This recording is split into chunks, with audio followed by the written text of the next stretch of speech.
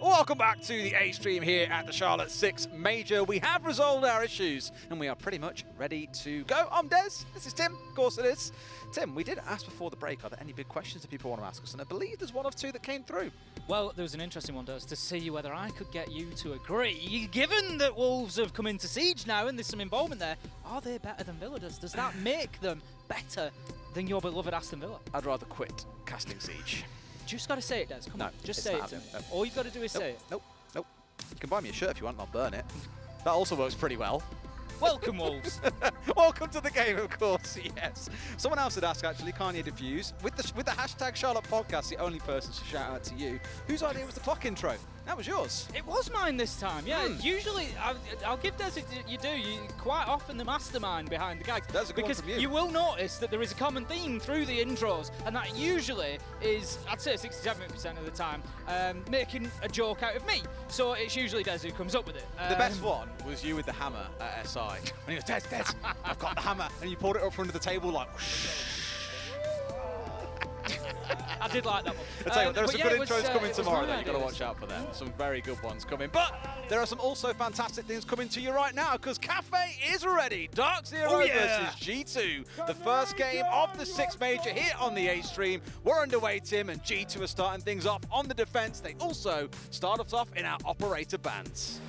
See who we are not going to be seeing in this game as bands come through. Thatcher going to be the first, no major surprises there. DarkZero will take out our next attacker. If you're new to Siege, if you maybe have seen the adverts, if you've maybe seen it around at the Charlotte Major, what's that? I'll check it out. Well, the process that we're going through here is removing these operators from the entire game between DarkZero and G2. They won't be able to pick these guys. So Thatcher and Maverick have gone, and then we're going to have DarkZero take the defender, and then G2 will take a defender as well. It'll leave us with 4 operators that they are not able to choose, not able to use their unique abilities. Wamai is going to be our first defensive band. So that's the magnet system gone. That's going to be just making it a little bit easier to play with those throwable projectiles because they won't get sucked into his magnets anymore. You tend to find, and it's an observation that I've clocked over all of Stage 1 in EUL as well, is that one team tends to go for the more straight on the narrow path kind of bands. They'll go for things like the Thatcher and the Mirror, the normal stuff that you come to expect, and that's what G2's done. DarkZero are the ones that I wouldn't say have pulled out really outside bands that we never really get to see, but the Maverick going away removes things like nades coming away, means that you'll use a lot of range hard breach, things like the Hibana, the Ace, as you can see Eclipse going on to. That Wamai just says to me we want more and more nades on this side. So the Finker, the Yana, the Sledge, no doubt going to play big parts in this game, at least in the first round. At the start of it, mind you, DarkZero kicking off with only 2 of those, but you may well find with Attacker Repick that they introduce some more nades in these first 45 seconds. That's it, and the other thing that it's going to do, of course, you've got to remember, it's not just about what the impact is on the actual, play within the game, but it's also about the impact on the lineup as well. And you're likely to see a lot of Jaeger play potentially coming in for the defenders as well, because obviously that is going to be their main defense against that throwable utility coming in. We don't have him in this one, I don't believe, but I'm sure as it goes on, we will see a little bit more. It's quite interesting, actually, because without the Jaeger on side, Pixel Spot's going to be quite difficult to hold on to. Yeah, well, normally you'll see a shield, you'll see magnets going down, you'll see ADSs. Absolutely, it all comes down to a ton of protection coming in. But equally on the defensive side, no Jaeger, no nothing. That is just not an area they can play around. So that's probably why, looking at the site that we're on, they're trying to dig in around that storage area. And we've seen this a few times in Europe. I would be surprised if G2 have looked at teams like Na'Vi, I think it was, and M&M who also employed it, where inside the storage area, in the very center of the map, you electrify the west-facing wall, you put a castle barricade down on the left, and you really make this your bastion on this top floor and force them to have to burn so much to try and get you out. Normally you'd see the castle or a shotgun player like the Smoke playing inside of there. At the minute for G2 at least, that isn't the game plan.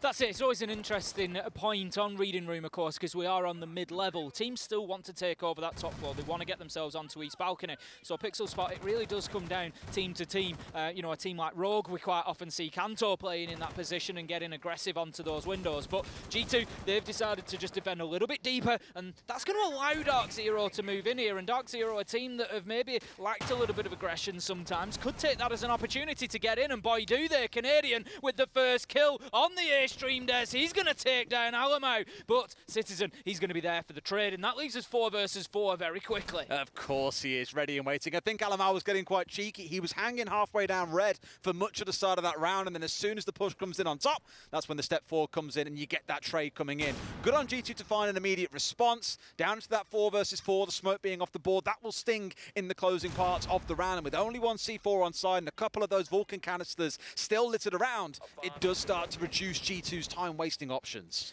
DarkZero getting themselves established at the top of red stairs now. The sledge is there. It's going to be NJR looking to potentially push into Piano. He's got a little bit of support to get into Cigar Shop as well. Just about over halfway through the round, we're going to have the drones going back out, just see exactly what is left of this top floor defense. And right now, for DarkZero, there's a bit of a problem, Des, because there's a lot of that top floor defense left. And you can see now, they're starting to push across the mid floor. They're looking for that horizontal pressure instead, but the problem could be if they get themselves into a position to put that diffuser down, they might just find a lot of utility, a lot of bullets raining down on them from above if they don't clear out that top floor. It does feel a little bit limited in terms of the control they've got. Sure, you've got a little bit of Piano, and you've got a couple trying to push their way down on museum side or wheel side of the map and move across. That sort of leaves them open to working their way through train or to come through reading. But again, without that top floor control, Citizen sat here is just ready and waiting and daring someone to come for the challenge. Doki coming on a flank here. They know where one man is, but can he see him in time? Just a couple of pixels wide. The man stepping back into Cigar Shop. Will they find each other? Doki gets the kill though. NJR falling down. A 3 versus 3 with 15 seconds to play.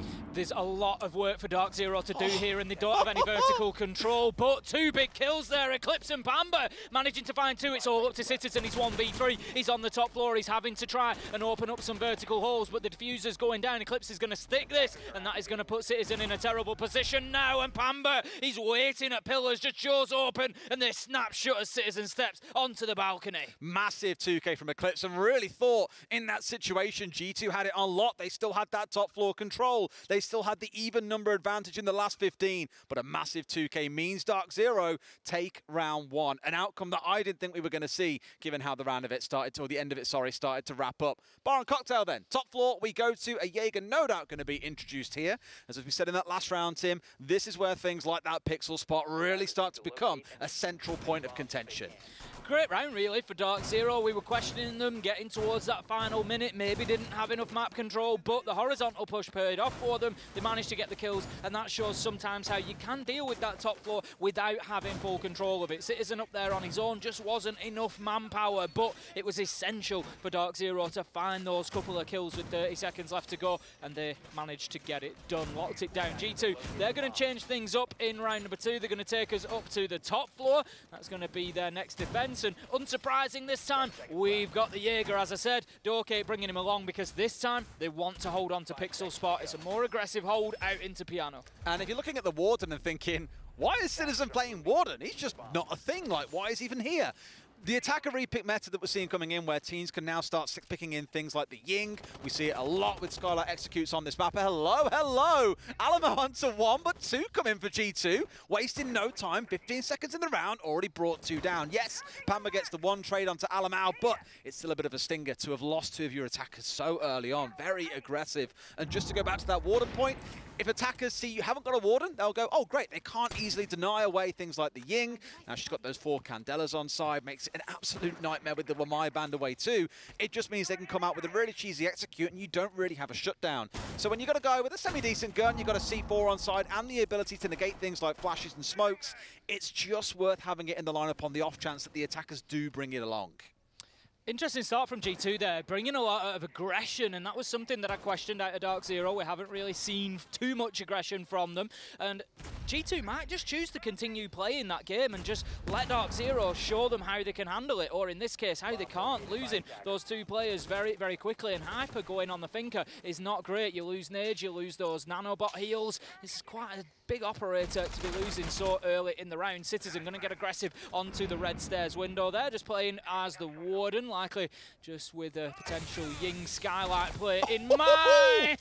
Pamba, he had that shot lined up, but Citizen gets a kill that he should never be allowed to find. So much focus around these red stairs as well. Alamau was holding inside a cigar shop. He's now pulled back as they've got that kill. They're in a 4 versus 2, and I like it from G2, right? They're not trying to over-push the aggression here too much, to saying, right, we've got the numbers advantage, play it by the book, boys. Doki bringing down Eclipse, the hero of the last round. Canadian, the last one left standing, even with 70 seconds in the round, is just being bullied as out comes Citizen from the Piranha pit below. Brings down DarkZero. We've got a 1-1 scoreline, Tim. I don't know about you, but that's exactly the start that I wanted out of this game. 1 round each, coming in, just an absolute war. And what I like, Des, is they both played into their own styles, really. DarkZero's first round, quite strategically sound, you know, getting in there, playing the horizontal play, getting the kills they need, opening up the space, getting the diffuser down. G2's round, running around the map, getting kills everywhere, and just making DarkZero's life a misery with aggression. And it's just playing right into the wheelhouse of both teams. And I can honestly see already that this one is potentially going to go the distance. It's going to be very close. It's going to be a war.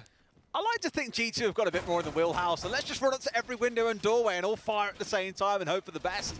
But that was the success that they found in the second round. Now going on to the downstairs inside a kitchen. G2 probably going to have to find themselves digging in a bit deeper, because you tend to get a bit of a mixed play style on this site where some teams will just go direct to site. Do not pass go, do not collect $200. They'll just go straight in through bakery. Others will go for a full 3-floor clear. And given we've seen Canadian moving over towards picking the Jackal in this round, using that attacker repick once again, I think here, if he does stick on it, you'll see them going for a full clear, especially now even more so that there is a sledge on side, because again, vertical destruction, lots of vertical control, needs to come raining through.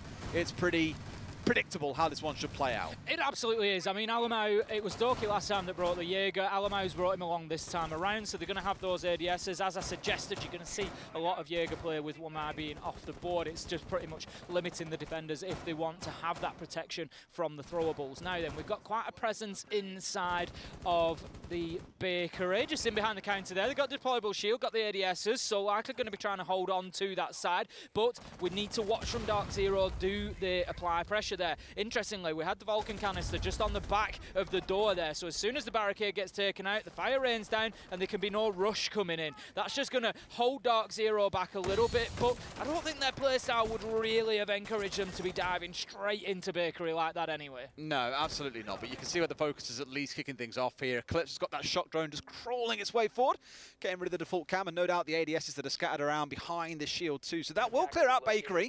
Again, it's not going to be their #1 focus. They do want some vertical control coming in here, but to me it looks like at least vertical control with things like the sledge, and then try and step your way forwards from here. You've got NJR holding around restaurant as well. Quite aggressive play so far from G2 in red corridor. They've got one inside coat check and one holding around the bar, so quite spread, and I like that they're at least trying to challenge DarkZero quite early on, rather than saying get inside and worry about the site. No, first you've got to worry about us on the perimeter of the site.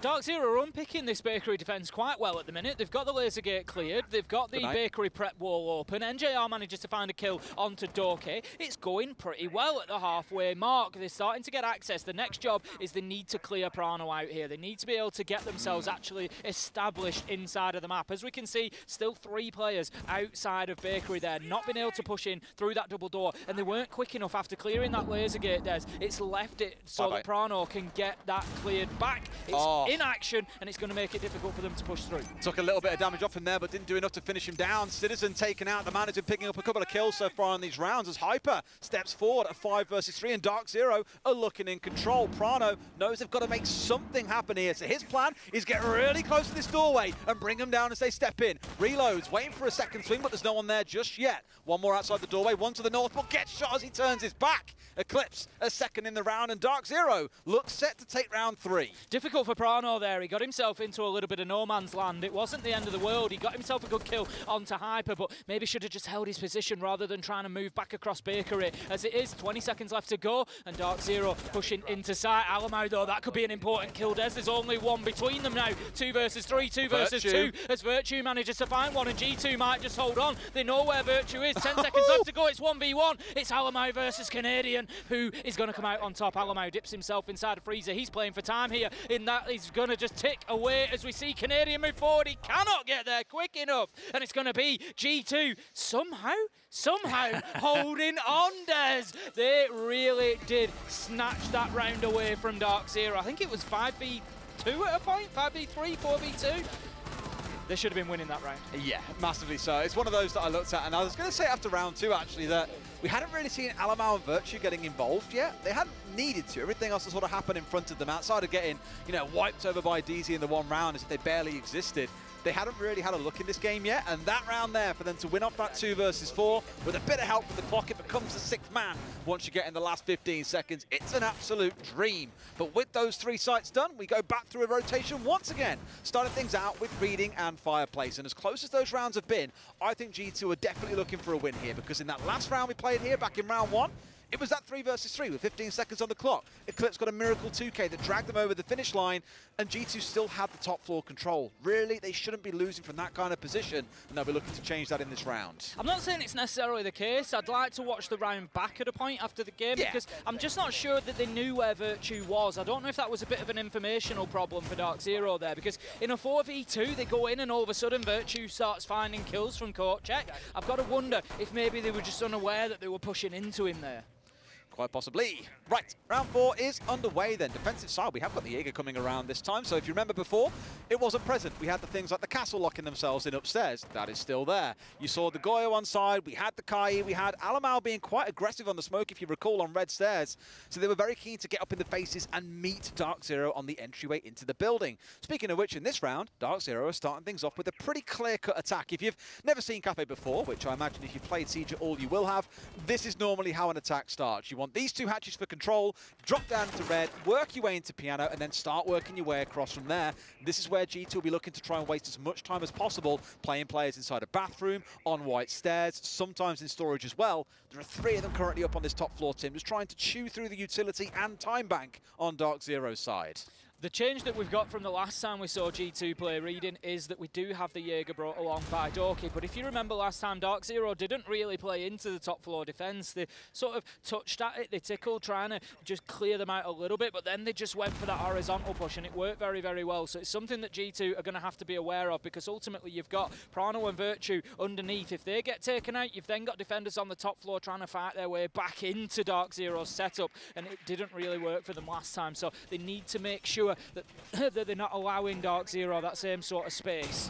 Just heard that last second rotation reinforcement coming through as Citizen now being challenged out. 2 members come in, but the swings are there. There's always a response to the double C4 kill coming in from below. Virtue taking all the wind out of DarkZero's attack, removing 2 of those last members, and only Pamba and Canadian stand with a chance of getting this round over the finish line. You really felt for Citizen there. He was just locked into Cocktail, and the pressure came so quickly. Canadian able to shut down Doki, leaves us now 2v2, and this has been pretty much how these rounds have been going, one after another. It just comes down to a team has an advantage, the other manages to fight their way back into it, and we have a close finish every single time. DarkZero have got themselves the vertical advantage at least. They can start using those holes, but you got to remember, Des, they work both ways. Prano, Virtue, well aware that they're exposed above, and they are watching those angles. That's unfortunate. It's unfortunate, but this should now get opened up. The thing is, this also orchestrates and tells, communicates to the side of G2 where the focus is coming in. They're getting some vertical control above as well, so it's very clear what they're trying to do here. There's no C4, there's no smoke on the side of G2, so if DarkZero get this set up right, they might just be able to pull it off. But not forgetting, whilst one player's holding F, it becomes a 1 versus 2. Pamba bringing it down from a 3 versus 2 to a 1 versus 2. G2 looking to lose this round out now. Prano stepping his way across. They know the plant's going down. If they got the cross, yes they do, but they don't know where the man is. Look down and you'll find the man. They see him. Can't quite finish him off. Steps across. It's all too easy to close G2 out. Pamba and Canadian pulling off a 2 versus 3. For a second there, it was looking like the clock might have been the 6th man against DarkZero, but able to get themselves established inside a site and final. That find that final kill to close out the round 2-2, and it continues to be as close as expected. We're going to have a tactical timeout coming in from G2, I believe, here, Des. They're going to just take a minute to Try and level things off. I mean, the thing is, I don't think things have been going particularly badly for G2. They've not been going badly for either side. They've both had, you know, they've both come in and won rounds for me rather than lost them. They've come in and won rounds, and so, you know, they've just decided that maybe there's something Shaz has seen. Maybe they just need to have that little bit of a chat and square things away. I mean, again, coming back to the stats that we spoke about coming into this game, DarkZero have played this map 5 times this year. G2 haven't once. They just haven't. It's not been their go-to map. So either coming into this, they felt that they've hidden this map away, and now they're bringing it out and things maybe aren't going as planned, or it's not a map they expected to go to. And with it being G2, you'd assume they've got the expectation that, hey, this is a possibility we could step into. This time out here just gives you a little bit of time to course correct, because really, you don't want to go through the halfway mark and be down, say, 3-3. That's not the best outcome on a map like Kafe that historically has been quite tough for a number of teams to attack, because everything is focused around the red stairs drop, around getting control of piano, sweeping your way across. There's a lot to do, but DZ have found 2 rounds so far with still 2 more to play.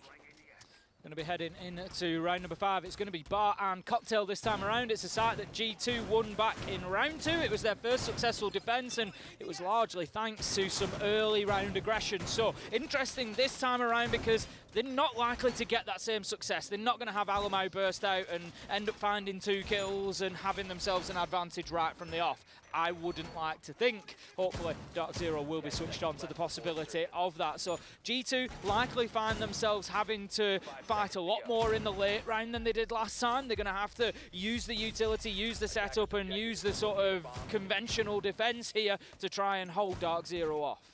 Got the Valkyrie coming in for Citizens. There's one of their changes that maybe the other side are now aware of. Of course, attack a repick, letting you adapt. Canadian moving over to the IQ that historically many teams would say you can't really afford to give one of your operators away to bring in an IQ just in case there's a Valkyrie on the other side. Now attack a repick is a thing, and of course you can drone out whether or not there is a Valkyrie. That's when you know the IQ is going to be of value and you absolutely commit to bringing her along. So Canadian picking up those duties in this round. Already got the sledge of NJR up on the rooftop, going to be opening up those hatches, so nothing wild from DarkZero just yet. Windows being used, piano being cleared, and they're going to look to get themselves established on the west side of the map. We can see NJR just heading onto the rappel now as well. He's going to head down and try to work underneath a little bit, make sure there's nobody down there with nitros. We saw Citizen playing on the Warden down there last time around, and this time he's on the Valkyrie with the nitro, so something they need to be careful of. Hyper is going to open things up for us though. Manages to find himself a nice kill onto Virtue. That's the Cade taken down, and that's going to be another good start for DarkZero. Going well on the entry so far today, Des. I was about to say, their entries throughout the rounds have been fantastic. I'll give it to G2 as well. They've traded a lot when they've found themselves on the back end of it, but then equally so have DarkZero. So both teams aren't really playing this isolated one-man play style, you know, 1 versus 1. It is very much a team-based effort, which is always great to see. And both teams have pulled back man disadvantage situations. The last round from DarkZero, the 2 versus 4 for G2 that they won. It is very much team efforts here rather than individual moments of brilliance. Coming into the second half of this round then, G2 have managed at least not to lose any more men inside of the round, but they haven't found any picks either, and the problem with that is that DarkZero are now starting to work on their utility. It's very much stage 2 for them. They've got themselves piano cleared, they can start to move in there. There is still a little bit of a challenge from Pixel. It is cautious at the moment, and they're looking to get themselves Eclipse moving into Cigar Shop there, supporting Hyper, who's out on the balcony underneath New Hatch. So they've sort of got some of the ground that they want, but maybe not all of it. If you remember last time around, Doki had an opportunity on a potential flank, and that's something that they definitely need to be aware of G2 trying again.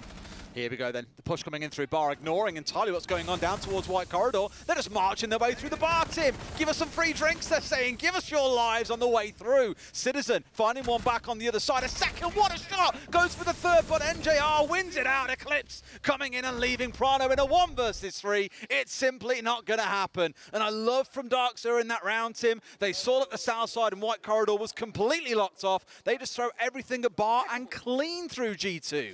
Citizen, unfortunate there, gets himself a nice first as the man tries to move in from Cigar Shop, and if he finds that second, you feel like that round maybe goes a different way, but ultimately DarkZero winning the gunfights and winning the rounds 3-2 now, and as I suggested, we just keep seeing this one flip-flopping back and forward between these two teams. We've had G2 in the lead, we've now got DarkZero in the lead, and there is nobody that can really get themselves a solid advantage inside of this one. There's a lot of work for both teams to do if they want to be taking the maximum that they can out of this first matchup. I just feel like the minute, I mean, admittedly they're on the attacking side, so you have more flexibility in what you can employ, but for G2, it's been a pretty, one-track road so far. It's been get out, get aggressive, try and meet them in the map, or sit still and get slaughtered when DarkZero choose when the attack is going to come from. And again, that last round really sums up DarkZero for me. They identified as a problem in one spot of the map. They either burn their way through it and commit all their resources there, or ignore it and move around. There's no awkward kind of 2 players here, 1 player there, 2 there. Oh, it didn't really work out, never mind.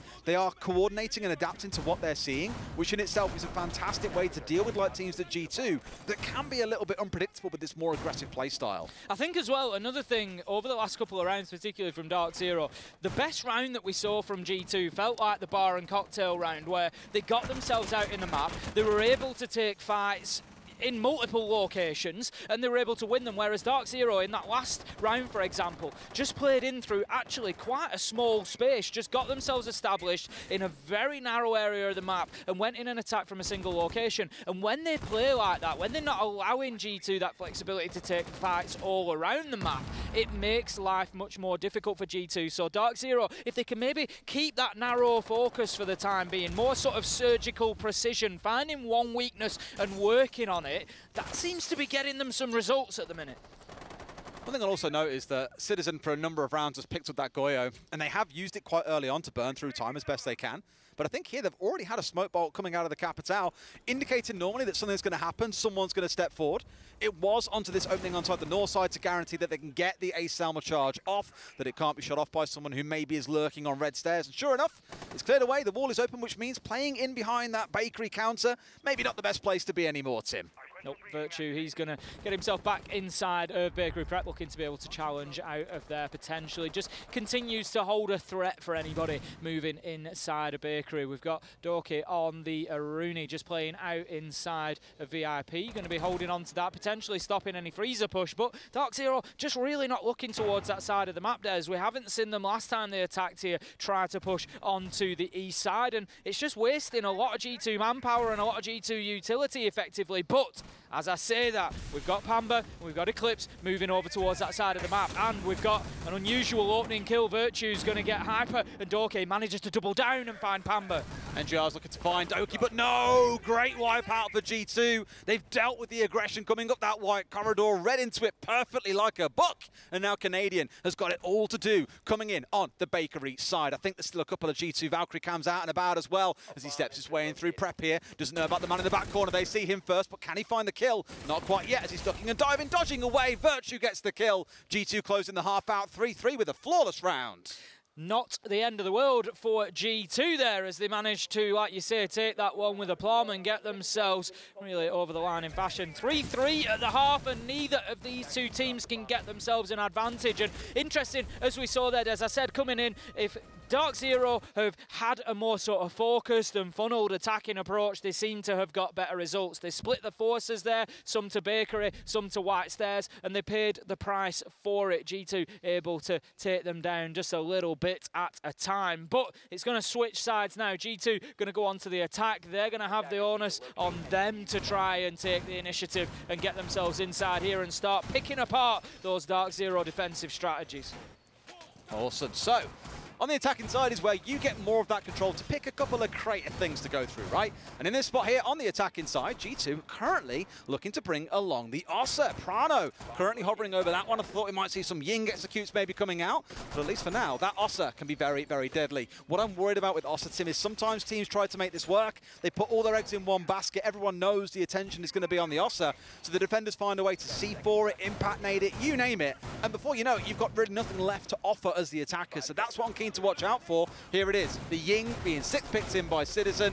This again screams to me, Tim, get the Ossa down inside a cigar shop, get yourself a Skylar execute coming in and plant in behind a shield. Now, there isn't a Warden on side, but there is a Maestro on side. We've got Hyper, who's going to have those evil eye cameras. Depending on where they're placed, that is obviously potentially going to give DarkZero the opportunity, the ability to see through the flash effects and just monitor anything that's going on inside of any smoke or anything else that's played inside a site. So something that they are going to have to utilise. Depends, as I say, on their placement and just whether Hyper is available. Hyper's been struggling so far. 2 and 5. He's taken a couple of entry deaths or gone out of the round very early, and he needs to switch that around now that he's on defence. I do kind of want to give that as a note, because we spoke about the team style that we've seen coming out of both sides, where it's been less about individual brilliance and more about team play.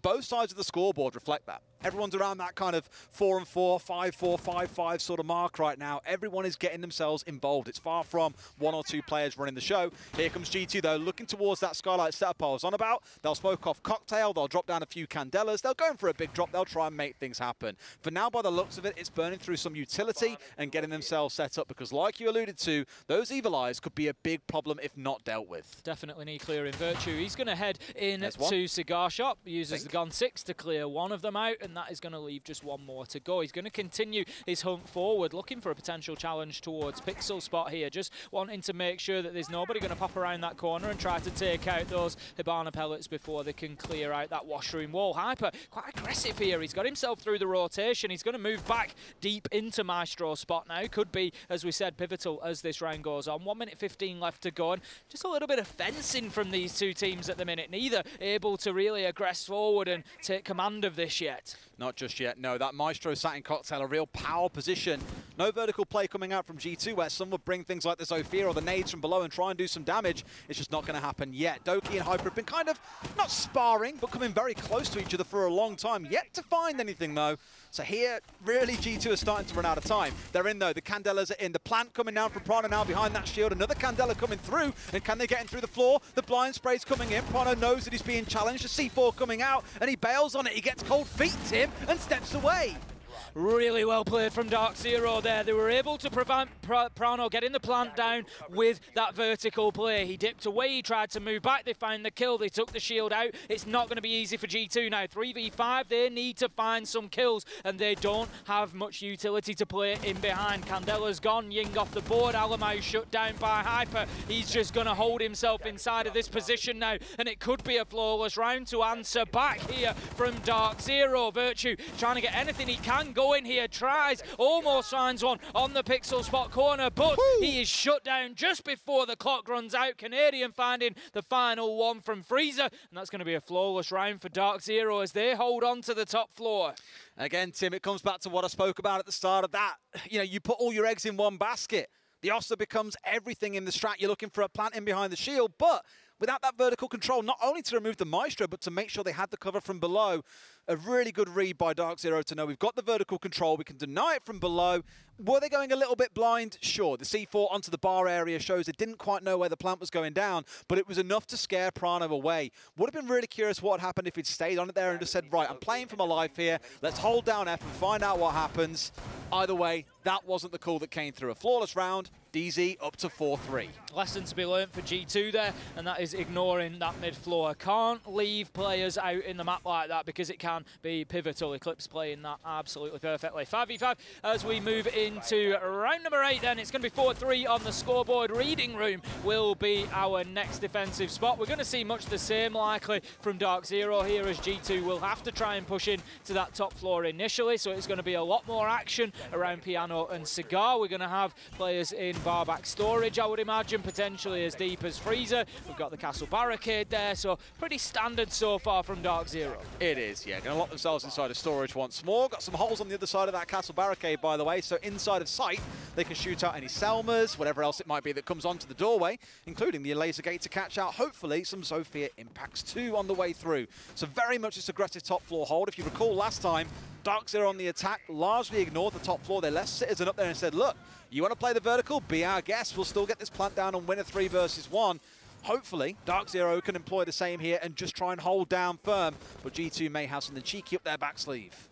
They're going to need it, I think, at this point, because DarkZero, I think now they've got themselves onto the defence, Des. They're going to be feeling pretty comfortable here. It's all about their game plan right now. It's their setup. It's G2 trying to pick apart their strategy, and we know that's where DarkZero's strengths really come in. It's that strategic chess-style siege where they just look to play the right moves and to break their enemy down. It worked perfectly in the last round. This could be an opportunity for DarkZero to take a 2-round lead here, and G2 really going to need to show us something different.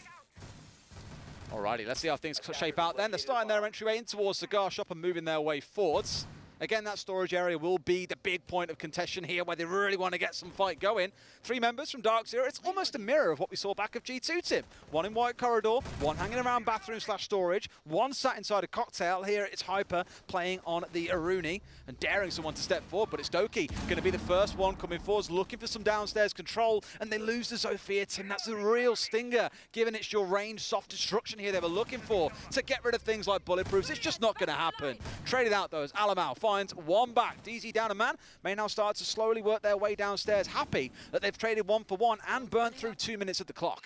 G2 really need to be finding some kills here. They can't be allowing DarkZero to continue with this entry game that they've had so far. DarkZero commanding the beginning of so many rounds. Hyper still in position on Cocktail there. He's moving out onto the balcony, and what a beautiful shot. He finds all the way through onto Citizen. Challenge comes back in though. Alamai Virtue, they manage to find 2, and then Prano, he finds a 3rd, and that's going to leave us now in a 3v1. All of a sudden, Pamba, he is up against it. DarkZero was sitting pretty 10 seconds ago, Des, but now they're out of the round, and G2 level us up once again, and this is exactly the brawl that we were expecting. It's going back and forth between these 2 teams, but just as a quick shout, we are going to go for a quick tech pause. I understand we've got to rehost our stream, so we'll be back with you in just a few minutes. Don't go anywhere.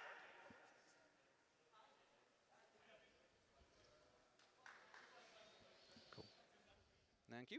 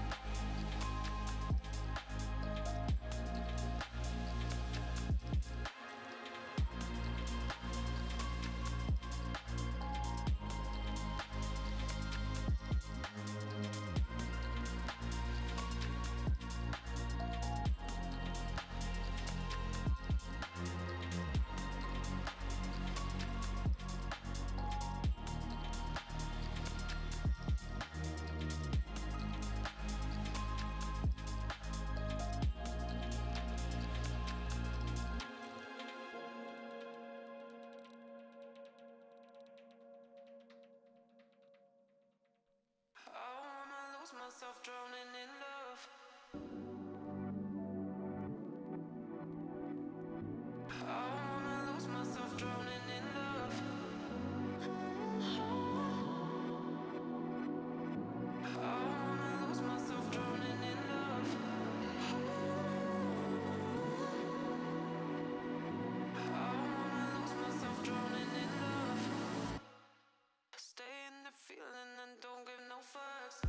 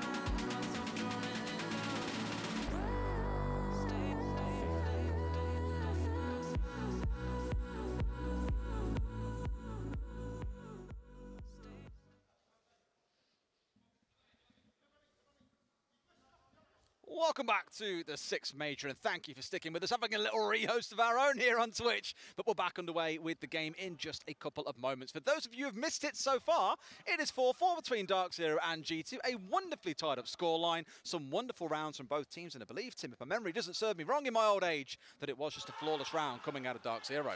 Certainly was. They've had a great start into this of DarkZero. For me, they've felt like the team more in control. G2 have won plenty of rounds, but they've just been sort of trying to keep a hold of DarkZero. For me, it's taken... I want to give Virtue a little bit of a shout out. We've had a couple of moments. We had it in the last round. We had it earlier on as well, where he just gets really impactful kills in the middle of the round. And it looks like G2's backs are to the wall, and then you just see that Virtue kill pop up in the timeline, and it just turns things around. So G2 able to level up 4-4 on the scoreboard, and as I said at the beginning, I said it at 1-all, Des, I felt like this one was probably going to go the distance, and it looks like we could be heading for at least 12. Oh, Tim.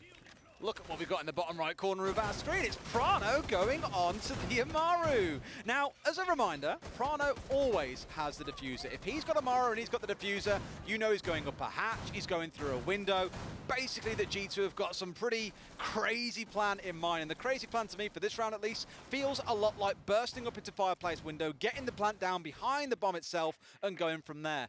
Because really, the only control that you hugely need for that is to get control of Train itself. You can cover the side angles there, and he can get in behind the bomb. You need to control White, a little bit inside of reading as well. Oh, sorry, that's just reading itself. You don't need to worry about Train because you've got the long angle and the cover coming in from the bomb chassis itself. So get reading, get yourself that east side, and you're pretty good to go. Now, you've got Alamar here to charge in and clear out that area of the map. So it looks like, Tim, they want to get control of ground fast. They want to do it quick, and then look to try and get this diffuser down before DarkZero can react. Hyper could really shut down at that reading door. Push potentially, as he's in the perfect position to do so. It's actually going to be NJR who opens things up. Eclipse and Pamba, they get in on the action as well. Doke, he found the trade in amongst the kills there, but it's still a 4v2 now, as aggression again from G2 just not really paying off here, and DarkZero able to stand up to it and able to hold them back. Yeah, it feels a couple of times like G2 have had these plans in mind, but DarkZero just had a perfect read and shut down the aggression before it can really get underway. Prano being shot there on the side angle. Now they know where he is, so they know there's one on White, and they know there's Virtue to try and track down elsewhere as well. But for DarkZero in a 4 versus 2, they can just hold their angles here and play the waiting game, Tim, because it's G2 that have got to find something special if they're going to win this round. We just need one of those mid-round kills from Virtue again. As I said, he's done it a couple of times already where he's just able to turn things on. on their head, and it is usually alongside Prano that we've seen those disadvantages overcome. But are they going to be able to do anything inside around 9? For time being, Virtue, he's going to go on a little bit of a rotate, and all the time that this takes just allows DarkZero to just try and perfect their position in here. We're not really seeing them moving around too much now. They've already been through that. They've got their angles. They've talked to each other. The communications are there. They know that they've got every angle locked down. Hyper, he's just going to be holding that one for the time being, waiting for any push in to come. It's going to be Canadian ultimately to find Prano, and that now leaves Virtue in a 1v4. Takes the first kill beautifully onto Hyper, but it doesn't matter because the call goes out. Pamba's ready as he steps into reading, shuts him down, and DarkZero take the lead once again. 5-4 now. It's looking pretty comfortable. Like I say, they're managing these crazy bits coming out of G2 relatively comfortably. And this is where I had a bit of concern for G2. I spoke about the Ossa earlier on and how they had a lot of reliance on that being their kind of main route to site, the thing they were looking to plant with. When that fell by the wayside, they were sort of stuck. And in that round there, they relied on the blitz. That died very early on. DarkZero are just having none of their nonsense here, shutting them down incredibly quickly. Bar and Cocktail up to that top floor we go into the next round. Will G2 find their way back in, or will DarkZero move their way up to match point? Going to be the top floor for DarkZero to try and hold onto. We saw it back in round number 7, and it was a successful DarkZero round. There was just no vertical control gained for G2. By that I mean they didn't clear out the underneath. Eclipse was able to play in that mid, in and around train, and just got himself into the right position to take Prano down. You can actually see a bit of an adaptation this time, Des. They're going to open up holes pre-made in the floor where Prano tried to get that Ossa shield down last time around. They don't know yet. Ossa isn't coming along, but it's just easy reacting to what has gone before, and I feel like they are reacting better than G2 have through this. I like how G2 have changed a few things up there, right? They've got Alamal back on that ye old favourite back when he used to be the go-to smoke and butt guy on Team 1.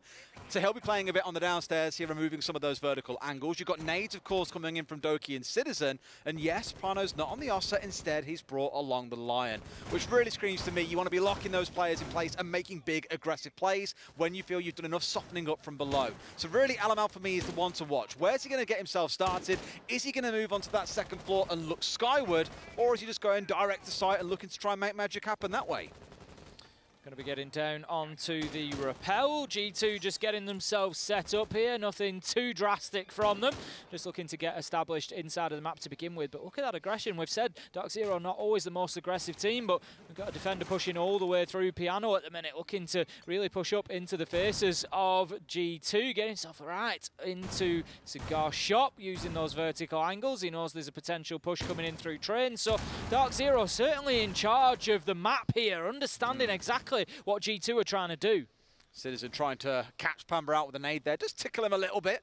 Grazes his ankle maybe, but nothing really too massively to be concerned about here. Only losing about 9 HP. They've still got 3 nades in back pocket here, and this is what I wanted to see. Alamal getting below Cocktail. Oh, no way!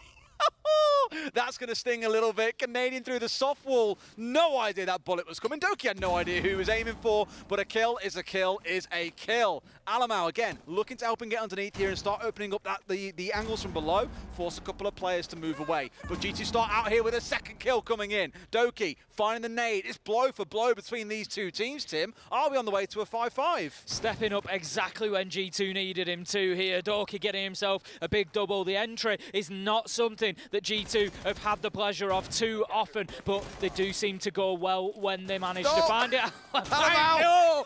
Taking the throwable out just as he's in the middle of a firefight through the floor, but he comes through with a little bit of a scrape, but he's able to continue that fight. Hyper knows that there's one underneath now. He's going to hold that angle and wait for Alamau to potentially push out into pillars, and he needs to be careful if he does. Right now, he's making it difficult for any defenders to play inside of Cocktail. 40 seconds left, but Hyper manages to use that Alder to cut down Citizen, and that brings it back to 4 versus 3. It's a great aggressive step out as well. You know the pressure's coming into Cocktail, so you step your way through to the minibar instead, and now they're back in Cocktail. 2 of them, in fact, Tim. So even with the losing of the vertical angles, out he comes, but Prano's got the read just as he pulls out the EE1D. A 4 versus 2, and now they can see one more. They see the head. It's not particularly hard to find. Virtue with the close. G2, they bring it to 5-5. What a first game we're seeing here, Tim. We could not have asked for anything better to kick off the Charlotte Major. This is one hell of a matchup that we've got. Dorky coming out big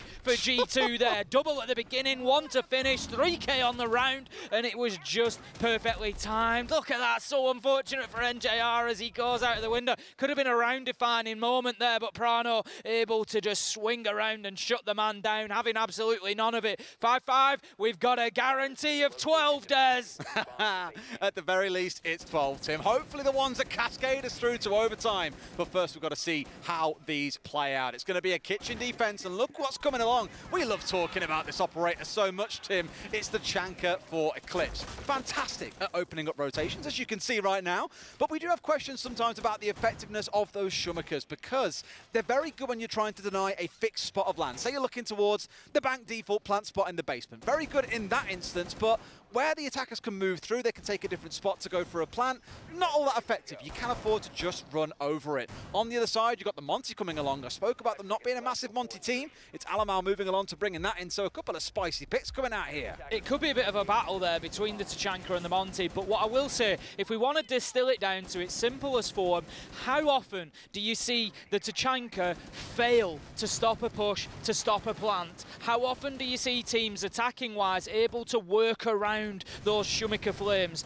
Versus how often do you see them able to work around a smoke? How often do you see a smoke fail to stop a plant, fail to stop a push? Yeah. It is much less common. So that is the comparison between the Tachanka and the smoke. And for me, I feel that the smoke is more effective in doing that job. We will see. Eclipse, you're going to have to show us something good. I'm here to see it. You just need to deliver on that operator. Oh, here we go. Monty straight inside of North Bake here as well. And immediately Hyper's like, oh, I couldn't stop him. Look at him just marching in. What is this? Got the assistance of the Yokais. And in comes a step from the other side as well. Doki bringing down NJR. Is he going to get a swing coming in? Here comes Eclipse. No, it's Doki again. 2 huge rounds. 2 kills early in both to make sure G2 still have a fighting chance. But DZ, they're battling their way back in. Pamba with a shotgun, daring someone to challenge him inside a bakery, but so far no one on G2 fancies to challenge Tim. This is the real danger of the quote-unquote super team of G2, Des. They've got so many big names on there that are capable of showing up that in a difficult match like this against DarkZero, you can have Doki, Citizen, Virtue, Alamau, any of them can step up and have those huge moments. And this time around, it's looking like Doki. 3v3 now, still work for G2 to do here. We've got all of DarkZero on full health. They're in the positions they're trying to hold on Hyper inside a court check. I don't expect G2 to be surprised by this. It's a position that Virtue used. They need to be aware of it. They have to be really careful when trying to move their way in through prep here. That seems to be where the focus is going to be, but all these walls have been torn apart. Coat check's one angle you can get contested from. Restaurant bar, you can kind of step across to the rotation in the wall to challenge down as well. There's just so many angles working against G2 here that although they might feel, oh, well, there's no one really we can see. They're all at the other side of the map. You're still going to find yourself very easily contested. Prano's on the upstairs, by the way, so maybe even trying to work over towards Freezer here.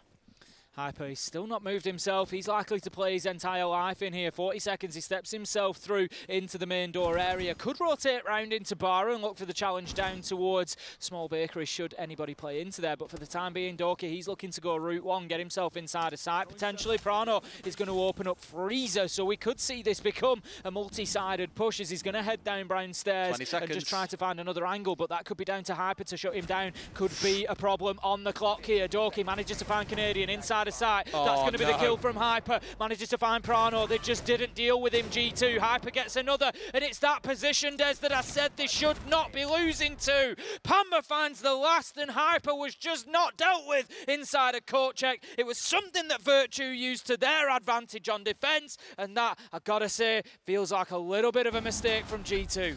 Just a little bit. I mean, the painful thing is Prano's walked in blind to that as well. Despite the 3 versus 3 being in effect for, what, 2 minutes? There's no drone coming in. Hyper has barely moved his feet from that front desk coat check area. Yet you see you get completely caught out by him, and Prano's the one with the diffuser in hand. It bites them in the backside. They're left trying to scramble around that G2 will look at and say, with how much time we had, we could have done so much better. Round 12 coming up. DarkZero, they win this one. They take the first and all 3 points. It's going to be inside of Mining and Fireplace, so not Reading and Fireplace. They got something a little bit different planned for us, Tim. Certainly do. We saw this back in round 9. It was a DarkZero win. So all they need to do is double down, do the same, and they are going to take themselves a big opening win at the Charlotte Major. And let's not forget, in these group formats that we've got, Des, a couple of wins can be absolutely massive in terms of getting yourself through into the later stages of the tournament. So every game really mattering here. But can G2, they've kept themselves in it so far. Can they drag themselves back into it one more time and take us to overtime in the very first matchup? The thing is, they're in kind of what many looked at and described as the group of death. You've got DarkZero, G2, Heroic, top-rated team in EUL, slapping everyone in the region, and W7M, the young upstarts that are, again, demolishing everyone in their region. They finished top of LATAM. So, although it looks like, okay, it's first game, it's not a big deal, you've got to be winning, really, every single game in this group if you want to be one of those two teams that do move through into the playoffs. I'm excited about the next 2.5 minutes. We're going to have G2 trying to attack into mining and dining this time around.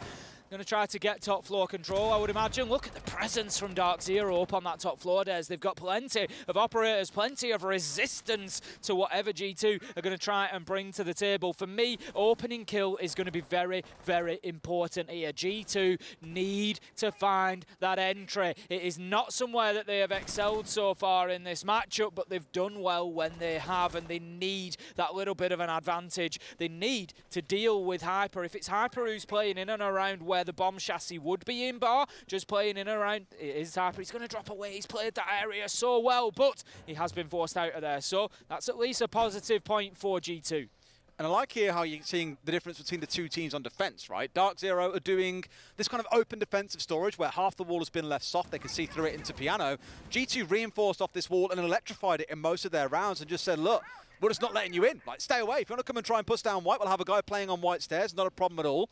So, small differences, just looking to slow G2 down here and stop their march forward. Oh. Doki has been on fire the last few rounds. Eclipse is the fire extinguisher that DarkZero needed. Take him out, and it's a 4 versus 4. That is not a bad start for G2, but not ideal. Found themselves now 4 versus 4. If only they could have avoided that trade, it could have been massive. But Prano, he gets the kill onto Eclipse. 4 versus 3. G2 threatening to take us to a few extra rounds here. Des Prano, he's continuing that sweep across the top floor. He's not going to come head-to-head with anybody now. DarkZero have dropped themselves back down to the next level. They're just going to try and play their lives here, keep themselves active in this so they're ready to fight in the late round. Hyper, I'm just keeping a close eye on him. Inside of reading at the minute, and I'm just concerned that once again, G2 haven't picked up on his position. I do want to stress again, 45 seconds of 4 versus 3. It's a winning position for G2, but look at how the last round went. They were in a wonderful commanding spot, but couldn't get over the finish line.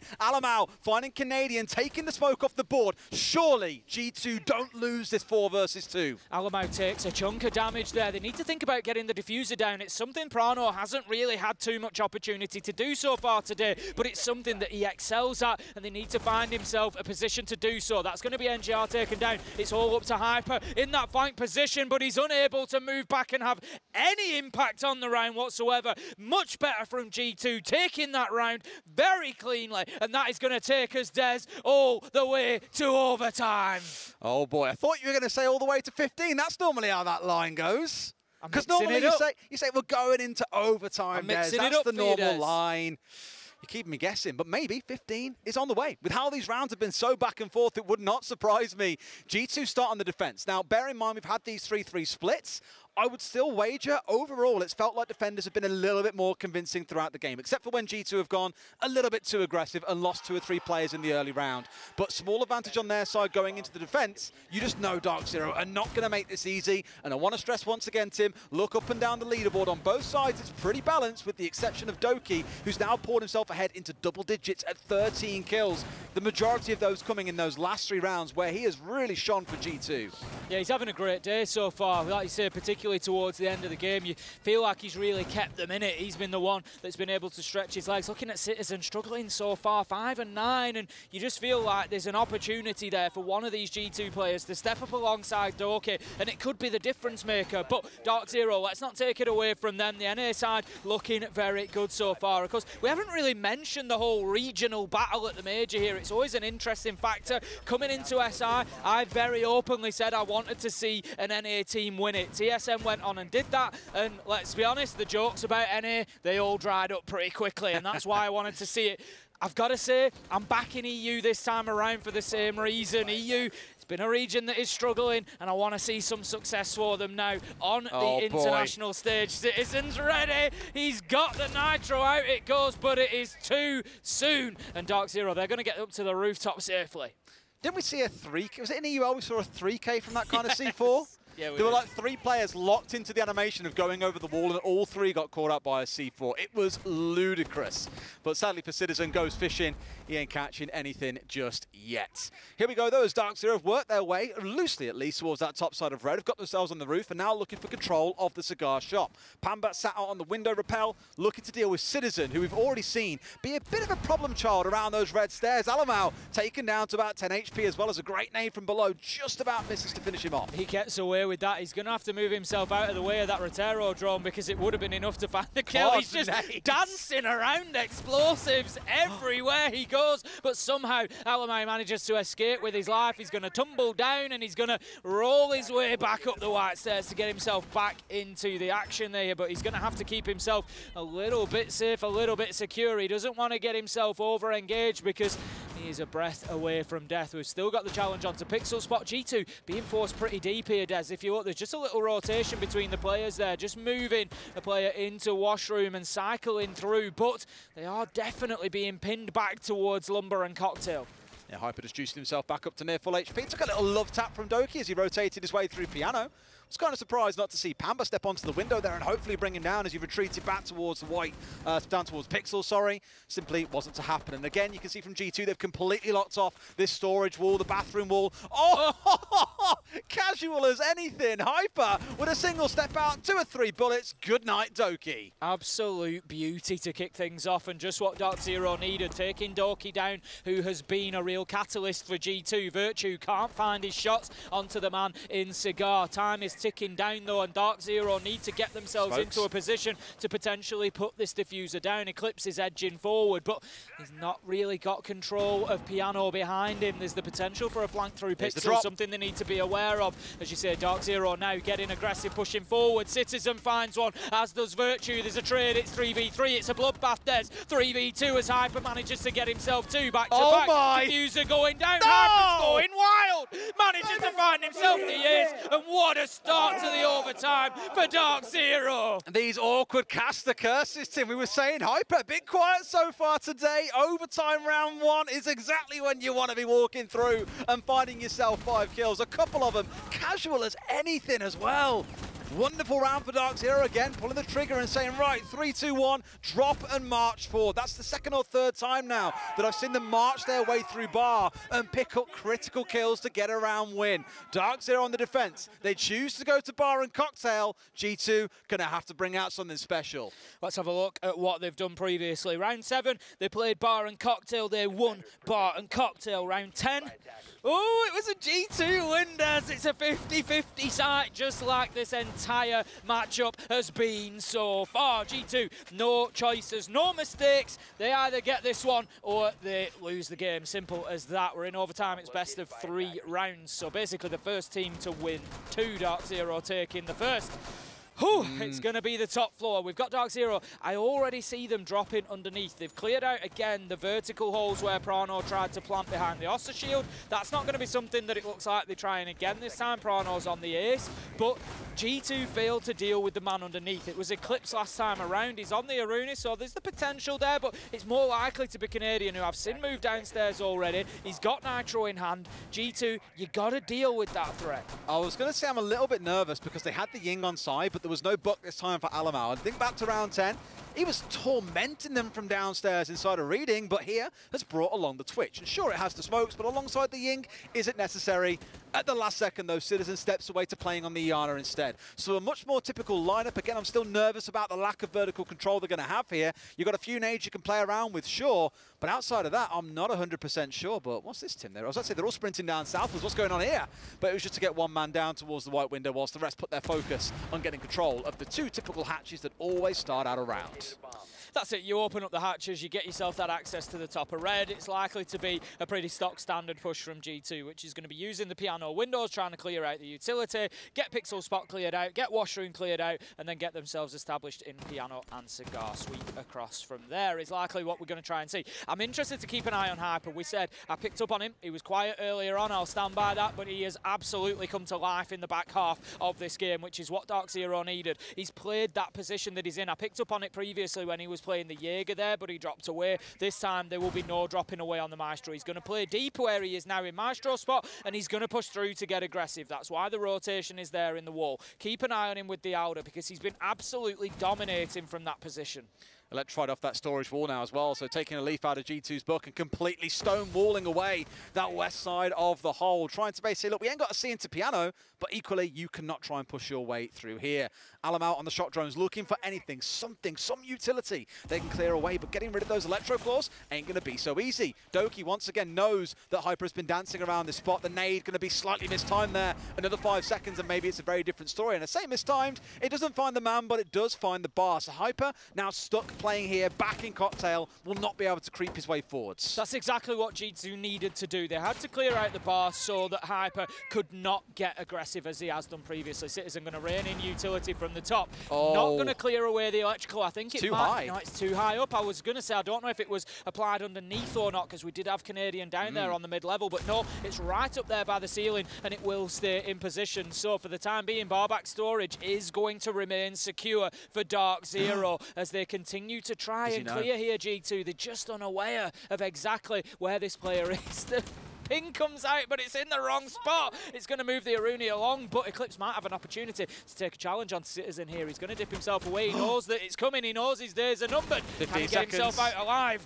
He hasn't got a lot of time here to play with. All of G2 haven't. All 10 players are online here, but here comes the bar march. We saw it out of DarkZero. Now G2 are trying. They're stepping forward. It's 3 kills coming out for DarkZero. Virtue stepping up with 3. A massive 3K. But where's the diffuser? They find one more. No way! G2 swung it back. A 5v5 at 15 seconds. They find every single one. Virtue, the hero of the moment. And we're going all the way to 15 days. God damn. There you go. That's the one that you expected. That's the one that you wanted. And that is the one that you got here in the first matchup. We are going to see every single second of this potentially. And what a finish from G2 there, Des. You took the words out of my mouth. My heart dropped as I saw them fighting back into it. And I thought, they don't have the diffuser. There's nothing they can do here. But in the absolute nick of time, you could see the relief. I think it was Alamai we saw just breathe out at the end like, oh, like as if we just got away with that. It was a fraction of a second left on the clock. We're going to have a DarkZero tactical timeout here as they increase the tension, Des. Just a little bit. Increase the tension. We can feel it. It's palpable. You could cut the air with a knife. It's one of those as a reminder that because we are in overtime, both teams walk away with at least 1 point. So this one final round is the difference maker between one team taking the 2 and one walking away with the 1 that they have accumulated so far. And truthfully, Tim, given how this game has played out, I feel both teams deserve to take at least something. But really, one has to be the winner. One has to get those 2 points. And the battleground is going to be Reading and Fireplace for G2. What a start, Des. That's what we asked for. What a start, G2, DarkZero, EUNA, the old rivalry, absolutely delivering for the start of the Charlotte Major. Can G2 come in here and take it away from DarkZero on their home turf, in their backyard, Des, here in Charlotte, or will DarkZero lock it out? As you say, both teams absolutely deserving of a win here. They've both had great passages of play, both had great individual performances, as well as the team play. We've got Doki on 14, we've got Hyper on 14. What a battle!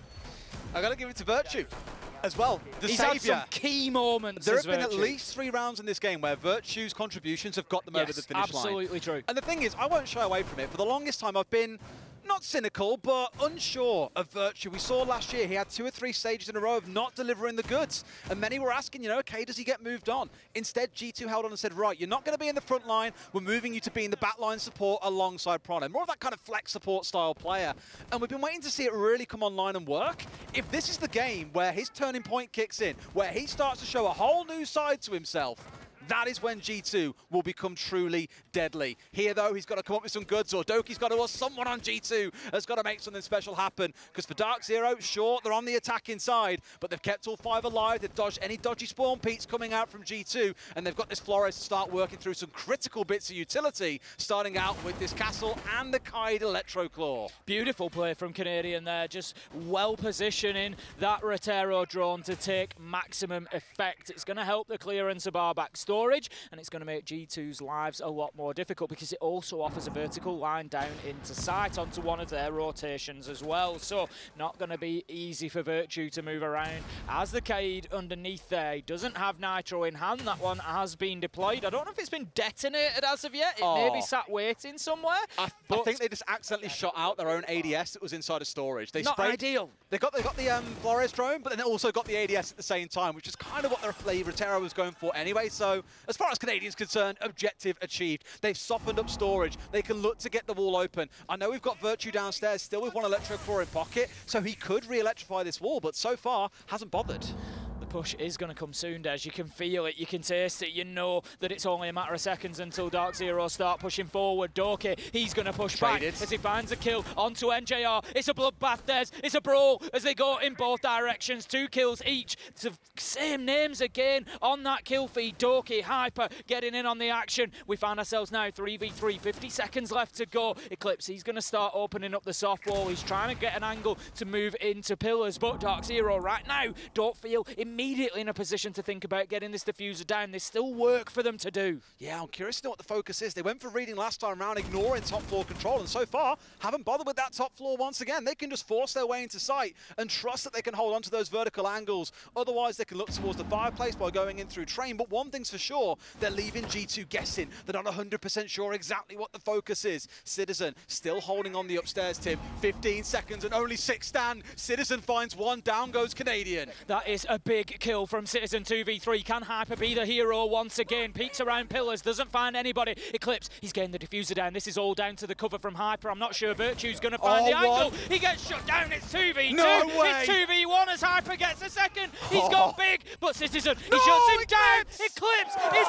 able to find the final kill though. And DarkZero, they will take the win here against G2 in their opening matchup of the Charlotte Major. And what a game we've just been treated to kick things off. It had to come down to a 1 versus 1, Tim. It's the only way it could have played out. DarkZero, they take the lion's share. They get their 2 points. But a fantastic game between both teams. That's the kind of stuff that you want to see on the big stage. It really is. 8-7, you got 14, 15, 16 kills. Hyper going absolutely massive for his team at the end there. It was just the exact moment that they needed it. 2v3, Hyper on the cover, Eclipse getting the plant down, and Hyper hitting his shots when it counted most. A short-lived 1v1, but a long-lived game of Kafe. The first one we've had here at the Major. We'll go to a quick break. When we come back, we'll break it down for you ahead of Game 2. I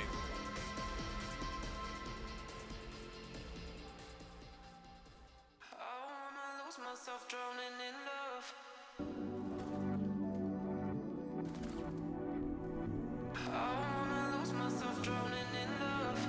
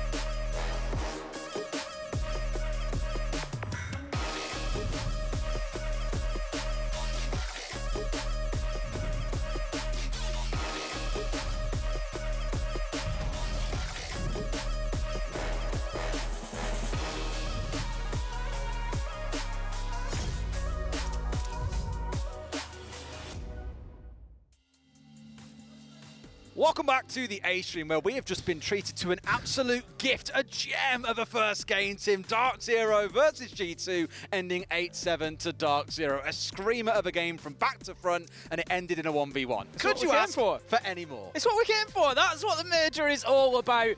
Mix the regions up, throw everybody in together, and just let them go wild on each other. And G2 and DZ did not disappoint. They did not. We'll have some replays for you in just a second, but Tim, it's hard to pull out all the replays because every single round in that game, it felt like it was all a replay. Yeah, right. It felt like a Virtue going massive. We had an ace coming out from Hyper, like you name it. There was just something for everyone. Doki were going big for 3 rounds as well. It was kind of the rise and fall of different players throughout, but thoroughly enjoyable from start to finish. I think the only thing missing from that game, if I could pick out anything, would be a little bit of plant play. A little bit more of that. You know, we had a plant from Eclipse. G2 struggled to get it down. It was all about the frags. It was all about just going head to head, and that's not a complaint. It was, you know, thoroughly enjoyable, but it was about the only thing that we were lacking, really. What a game to kick off the Charlotte Major. If that is anything to go by for what we're going to see over the next week, oh boy! The boys there, you saw Hyper and Canadian at the end, as well as excited as we were here behind the desk at the way that game played out. Again, coming down to a 1 versus 1 between Citizen and Eclipse. That's the beautiful stuff that you want to see. We will look at some stats in a minute as well when they are available for us, so you can see exactly how everything went down. But thinking about DarkZero, sure, that's your first win on the board. You've got your 2 points. Your next game on this exact stream right after this is W7M. So you're going from facing off against an EU team to then battling a LATAM team. That first game's got to have taken it out of you a little bit. It does, that's it. It's especially going all the way to 15, and then you come into what is, as I said, for every team in this group, every game is difficult. It's not like, it's, you know, yeah, you've got rid of G2 and W7M. Who have you got left to play? Heroic. But there's just absolutely nothing that is going to be easy here. And like you say, DarkZero, we'll see whether stamina plays into it at all, whether a little bit of fatigue creeps in against W7M. It's not going to be easy, but looking at how they played there, I think they showed a lot of resilience in that game. I think it's just crazy looking at how things are going to break down because, again, in this group, we've already gone through the teams there for you, right? W7M, top of their region. Heroic, top of their region. G2 and DarkZero, 2 big names coming out of their regions. Only 2 go through to the playoffs from Friday. It's madness. Like, can you imagine a tournament where you haven't got one of those 4 names going through, given how well they've played? It's crazy. It really is wild when you think about it like that. The thing is, and it's more sort of a view of Siege as a whole across the world over the last 12, 18 months. We get into a point whereby you look at the teams in this tournament now, and when you think that half of them are going to be gone in 3 days' time, there are going to be some huge names in there. There is no 2 ways about that. There are going to be surprises that are not moving on to the next stage. Group C more so than anywhere, I would say, possibly, but there's going to be every single group, whichever teams go out, you're going to be like, oh, really? They've gone out? It's just a treat for us. Yeah, and don't forget as well on B stream, we do have Wolves versus Chiefs currently playing out as well. I haven't seen what the scoreline of that game is at the moment, but I'm very keen to see how Wolves have kind of arrived on the scene under their new banner, but also for Chiefs as well, who, you know, sadly for a lot of APAC South over the last year or so, due to travel issues, visas, you name it, we have struggled to see a lot of them at events, so I really want to see how they're delivering as well. Yeah, for sure. I mean, we've got those teams behind us where we're casting here, and there's been a lot of cheering, that's what I will say. There's been a lot of shouting, there's been a lot of back and forth that I've heard going on, so I'm sure that it's pretty tasty at the minute. Absolutely. Well, thinking about it again, we can talk a little bit about that next game as well in DarkZero versus W7M. We've just seen DarkZero come out with a fantastic team. As we hear more cheers. I don't know if you got that on stream, but there's more going on. This is the best part about us all being in a room, right? I'll give you like a 4th wall breakdown. We're here in like our little box with this backdrop behind us. If we took this down, you would see almost the exact halfway point between Chiefs and Wolves, and you see them all screaming and cheering and so on.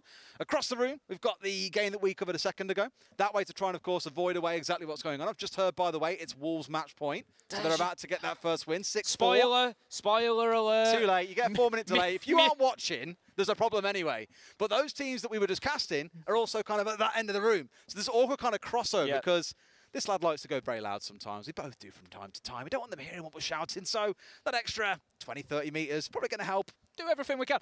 This is why I love the groups, because it's just like everything gets sort of thrown in the mix together. The casting desk is close. Give me the sound effects. What's the sound effect? It's it was a bit more last time round. It was absolutely beautiful.